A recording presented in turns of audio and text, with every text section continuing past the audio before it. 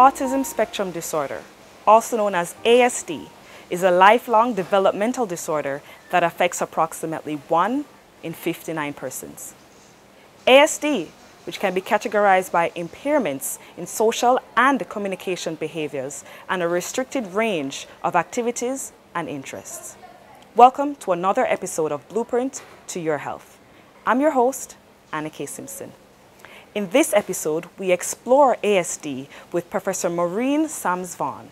We'll also look at music therapy for children with complex learning and mobility challenges. But first, as always, here's a trivia. Which condition is also on the spectrum of autism? Is it A, obsessive compulsive disorder, also known as OCD, B, epilepsy, C, Asperger's syndrome, or D, panic disorder? The answer when we get back.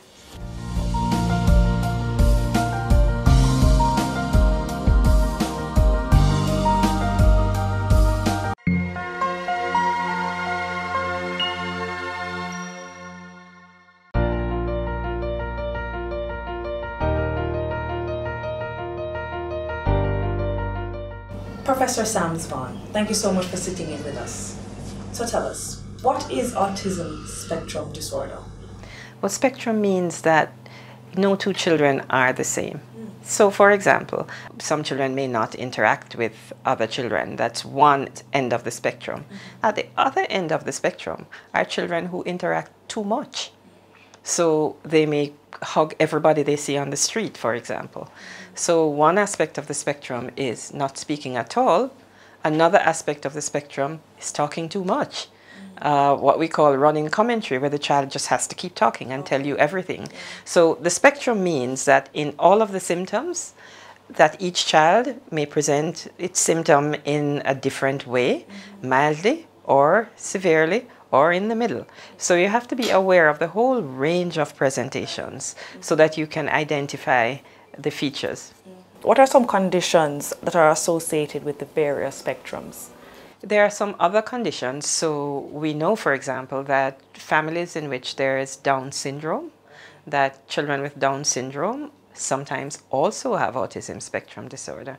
And there are conditions, other conditions, we call this in medicine neurofibromatosis, which is a condition that has dark marks on the skin. And so when we see children who have autism, we usually check to see whether they have any marks on the skin, because sometimes it's associated with one of these other conditions.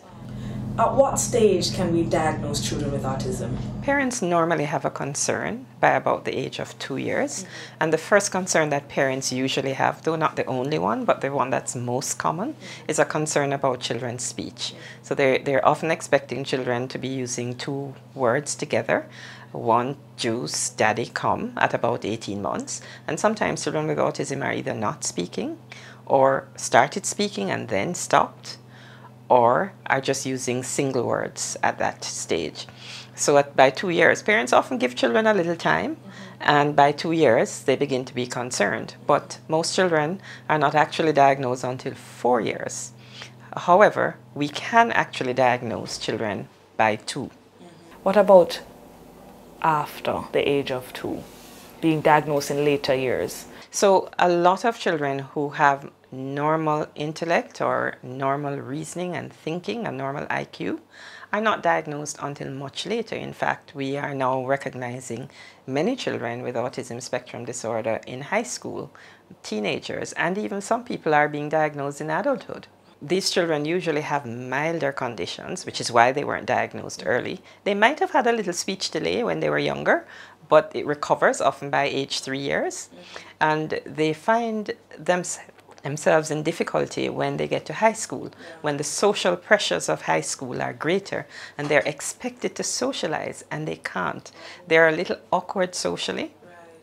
And the other common feature in children, in older children, is impairment in their handwriting. So fine motor function is impaired a lot in children who have autism spectrum disorder.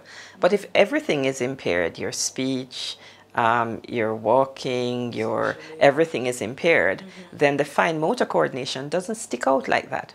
But in children who their development is otherwise normal or typical, the fine motor coordination sticks out a lot. So if you see an older child who, or even an adult, who is a little socially awkward, gets into trouble sometimes because of social concerns, or sometimes they're bullied because the other kids recognize that they're not the same as them, but they don't know what's wrong, or they're loners in high school, and they have poor handwriting, or they can't write as well as other children or as fast as other children. That combination suggests that that child might be on the spectrum. What type of intervention could be done for children with autism? We have a number of interventions that would benefit children with autism. So the first is behavior therapy. So a lot of the behaviors that children have may be unusual, and maybe the factor that makes them stand out in a crowd. So if we can work with them to just adjust their behaviors a little bit, then they won't seem to be so unusual to others. So behavior therapy is one of the things we use. Speech therapy, because of course they have problems with speaking. They speak unusually, or they are delayed in their speech. That's one. Occupational therapy, which is about the fine motor concerns primarily. And we also have, for the very young children, we do specific forms of early intervention. Early intervention are the specific things that we do for children who have developmental delays. Like speech? No, early intervention is about supporting their development in different ways, so their cognitive development. Okay. So you help them to move from the level they're at to the next level in terms of their thinking and reasoning, but also their fine motor and their social development. Now, what role can parent-child interaction be when diagnosing children with autism? One of the things we recommend is that parents do a few things at home, separate and apart from the therapies that we talked about earlier. So the first thing is to reduce screen time. Screen time is the time that a child spends in front of screens, meaning telephones, television, laptops, iPads. Wow. Okay, so children with autism are particularly attracted to screens because it allows you really don't need anyone else to interact with. And remember, one of the things we want to improve in children with autism is their social interaction. Right. So it's better for you to get on the floor with your child and to play with your child rather than have them sitting in front of screens.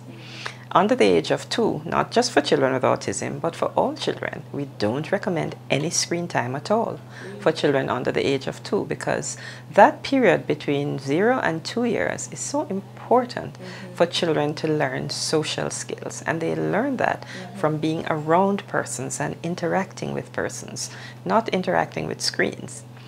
But from 2 years to about 6 years, we recommend only 1 hour of screen time per day. So how do you feel about, like, in modern times where gadgets play such a huge role?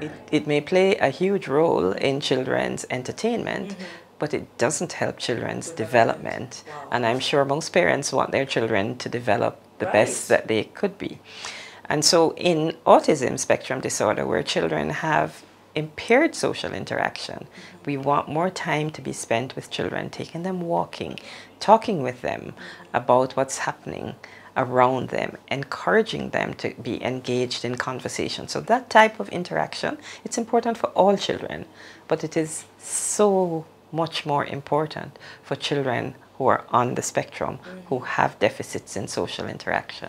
And it's important to invite children over to play with them. Now, if your child has social interaction problems, you want to do this carefully. You want to start with just one child at a time so that they learn to engage with others. And you want teachers to ensure that the children in the classroom have someone that they are able to engage with, not to stay by themselves. So that helps.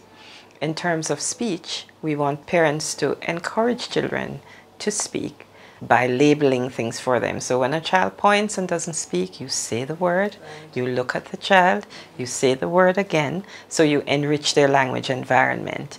That helps children's language, but we've found that a television playing in the background, in fact, delays children's language development. Does genetics play a role in diagnosing autism? The cause of autism, we understand now autism to be a combination of genetic factors and environmental factors. Now, we know a little bit more about the genetic factors than we do about the environmental factors. So what do we know about genetics? Well, if you have a family member with autism, then you are much more likely to have a child with autism. And if you have one child with autism, then your risk of having a second child with autism is as much as 20%. So, you know, persons have to think about those once they have family members with autism. It's good to understand it. We don't tell parents that the risk of having a second child with autism is so great that they shouldn't have any other children, but they need to at least know the risk. And there is no prenatal diagnosis. So you can't take out a little bit of fluid and from pregnancy, the amniotic fluid, and test it. There is no prenatal diagnosis. And remember, I said we can't diagnose accurately until the age of 2 years. We can suspect from about 18 months, but stable diagnosis occurs first at 2 years. So, you know, we know genetics plays a role, but the environment, what we know about the environment so far is that older parents, so parents who conceive children at 35 or older, have an increased risk of having a child with autism. Not just autism, but schizophrenia and some other mental health disorders are also increased by older parental age. We also know that children who are born prematurely have a higher risk of having autism. So genetics, prematurity, parental age, those are the things that we know. But there's a lot of things that are being investigated right now because we really don't know. So there's a lot of research going on to try to find if there are any other factors. We also know about high fevers in pregnancy, and high fevers in pregnancy place the child at increased risk of having autism. But all of these increase the risk just a little bit. And so we haven't found exactly what the cause is as yet. What type of treatments are being looked at for autism locally? Locally, we do have speech therapists, occupational therapists, and behavior therapists, the majority of whom are in the private sector. Are these specifically to autistic? No, but because of the prevalence of autism, because of how common it is, a lot of the speech therapists and the behavior therapists and the occupational therapists spend their time working with children with autism because, you know, it's 1 in every 59 children that have autism. 1 in 59, if we roughly call that 1 in 60, that means that, you know, a typical classroom might have 30, 40 children at primary school level. That means you're looking at 1 child in every class or every other class. So that's a whole lot of children. So our speech therapists or behavior therapists spend a lot of their time that. So we have private early intervention services as well. Some using general early intervention and some using specific programs suited for children with autism, like the TEACH program. And then we have in the public sector, we have public early intervention services. So we have the early stimulation program, which is an early intervention program that's operated by the Ministry of Labor and Social Security. And so we have that program in the public sector. Can you speak about the advances in the field of cognitive and affective neuroscience and how these advances are applicable to small island developing states such as Jamaica? We have done quite a bit of research here on the factors that are associated with autism. So we have also shown here that older parents are more likely to have children with autism. We have done some research here looking at heavy metals and whether, because heavy metals are known to affect the brain, and there was, so lead is a heavy metal, and lead, if you have exposure to lead, it can impair your development and your learning. So we've looked at those factors that affect neurocognitive development. We've looked at lead, we've looked at mercury, we've looked at cadmium, aluminium, and what we did find was that the children with autism did have some higher levels than they should, but we found that it wasn't just them, it was also the children without autism who we compared to. So we found that children in Jamaica generally have higher levels of heavy metals in their blood than usual. But when we did neurological examination of the children, we didn't find any deficits, any neurological deficits in them. What we don't know is how much that impacts their learning. Professor, thank you so much for joining us. This was very informative. It was good to be here and to be able to share with the public. When we come back, we hear of music being a tool for children with autism and mobility challenges with Emily Dixon, an applied music psychology teacher.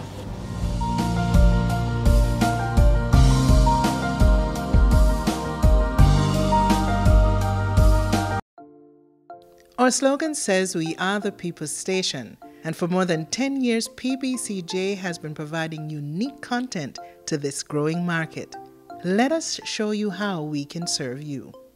We are small compared to our competitors, but it's our size that gives us the ability to dedicate ourselves to our clients. We move your project from concept to completion, keeping our activities in-house so we can make decisions in a timely and efficient manner.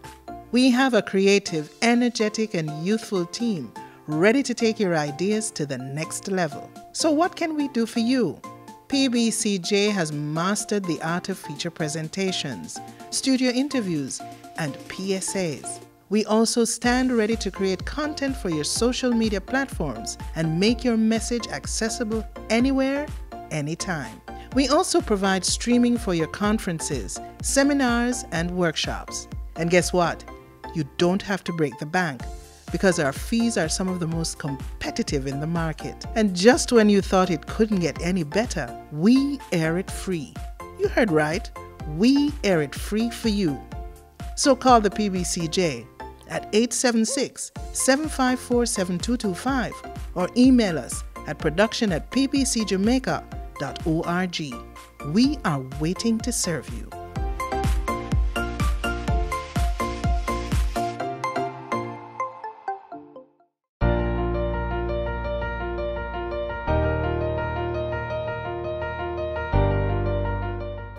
We are here at the Music House with Emily Dixon, who studied her master's in applied music psychology.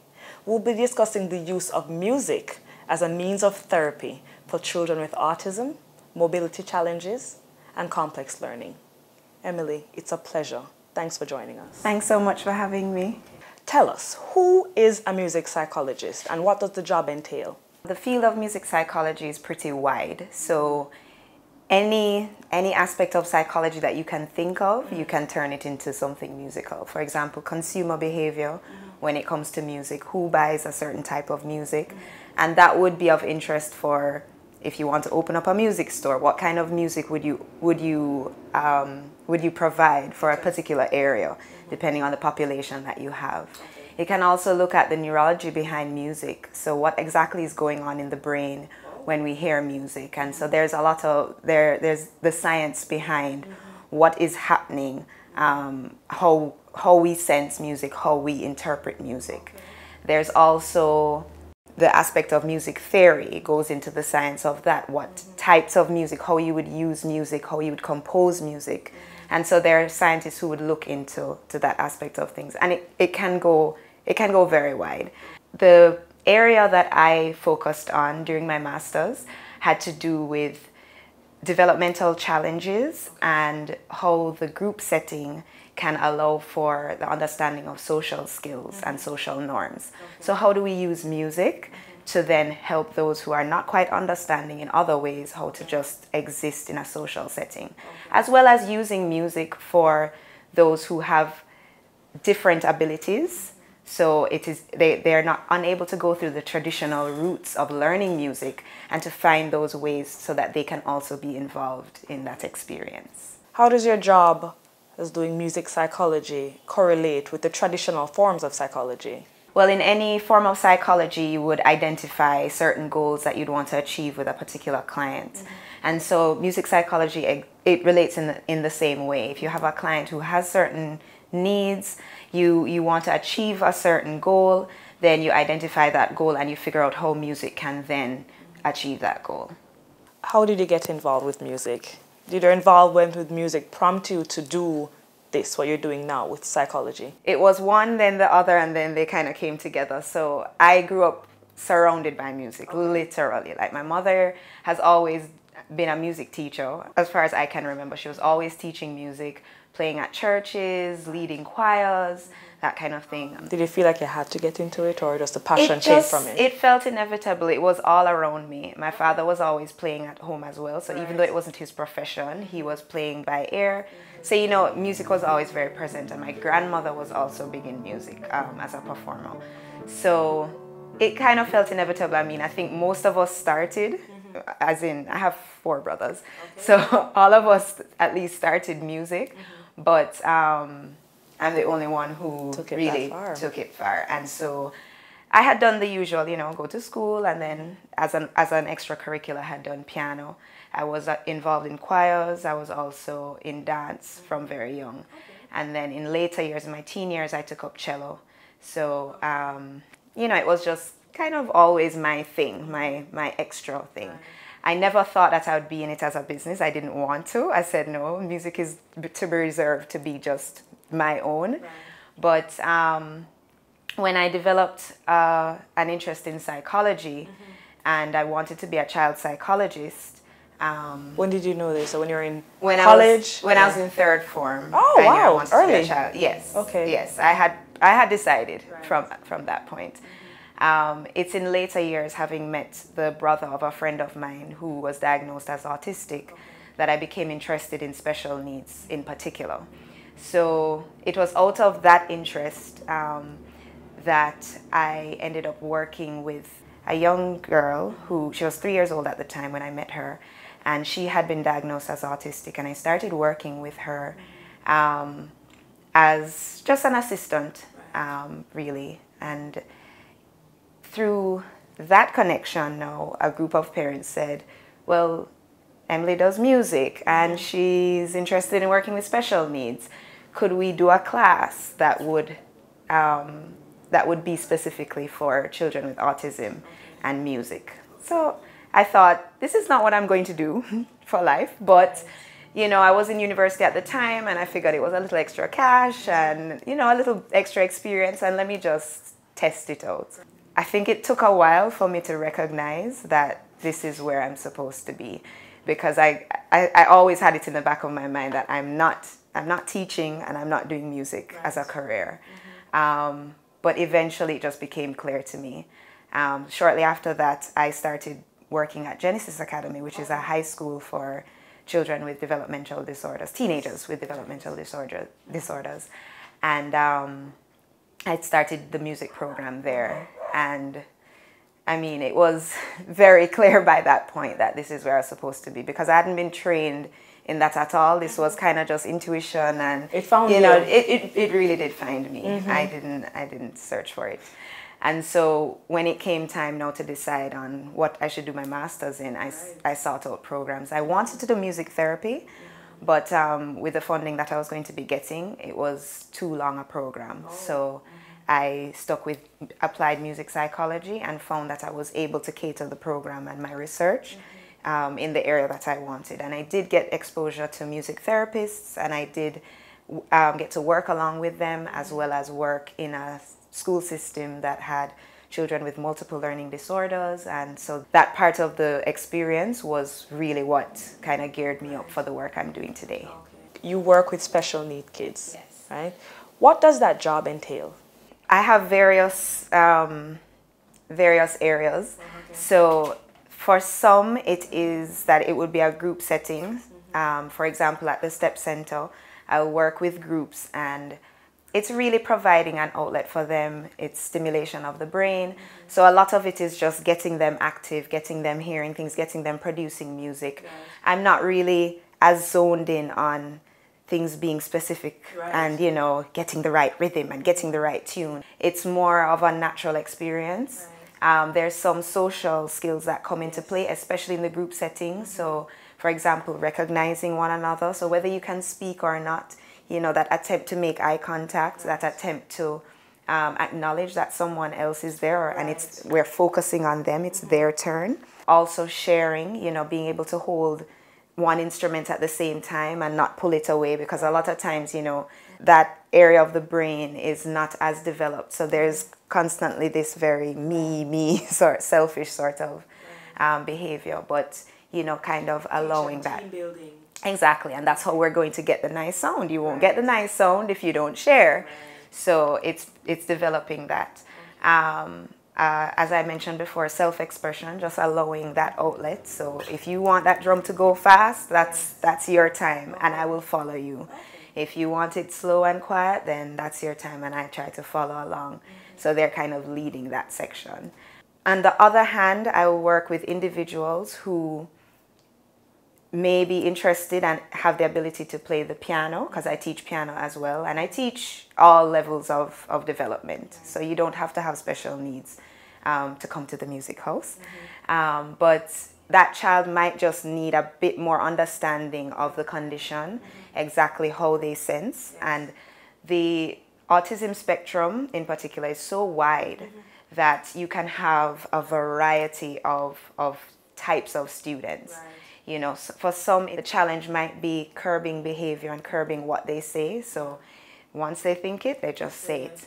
And so I try as much as possible, with understanding that is how they operate and they don't mean harm, to sort of curb that behavior in the lesson, as well as understanding levels of hyperactivity that may come up. So with a typically functioning child, I will expect you to sit for the half an hour while we're doing the lesson, and you know, you're following instructions. But some can't. But some just can't. So if you need to get up and walk, and that will just help you to refocus, then it's understanding those things. There's also physical ability, because fine motor skills tend to be underdeveloped even at a later age.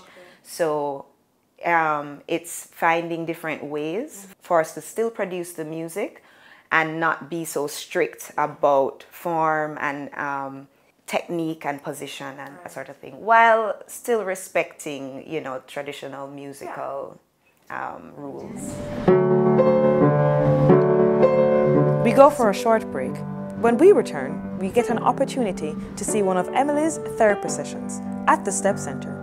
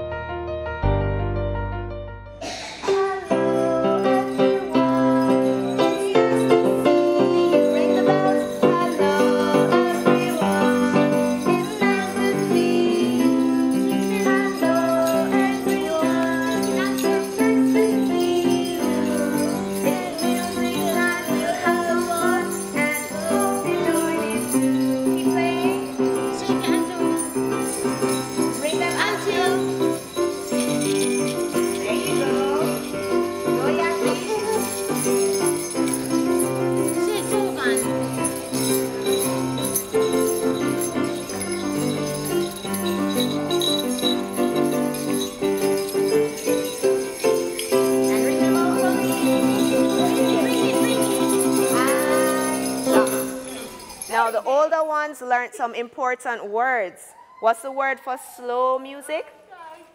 Very good, Gigi. Adagio. Let's try and say that. Adagio. Again. Adagio. Very good. That's an Italian word. You can speak Italian now. Ooh. And then we have the word for fast. What's that word? Don't remember? All right, that's okay. Allegro. Say that one. Allegro. Again? Allegro. Very good. That's another Italian word that you can use, okay? So let's go one more time. Going slowly, very slowly. Jovan and Alfio play while we do. Thank you. Then, quicker, faster, allegro around the room. Quicker, faster, allegro around the room. Quicker, faster, allegro around the room. Quicker, faster, allegro around the room. Very nice. Thank you. The trivia for today's episode was: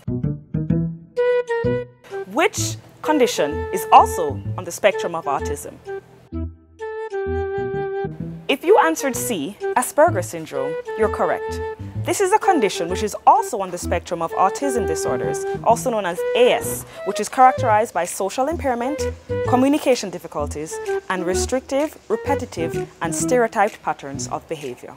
In this episode, we learned about autism spectrum disorder, where we identified the conditions and treatments. We also explored music therapy for children with complex learning and mobility challenges. Until next time, this is Blueprint to Your Health, tips and tools for a healthier you. Thanks for watching.